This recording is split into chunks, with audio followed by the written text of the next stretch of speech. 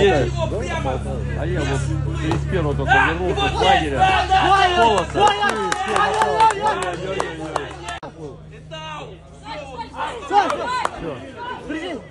Все, держи его.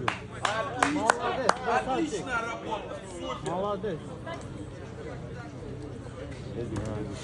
В эту субботу здесь, на пляже Лапа, в Барнауле, проходит спортивно-патриотический фестиваль «Сила духа Алтая». Одно из главных событий – международный турнир по кикбоксингу Pro Kick 5.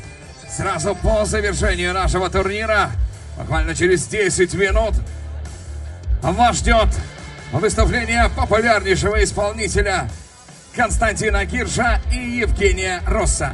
Ну а прямо сейчас мы переходим к судейскому решению, главный бой нашего турнира.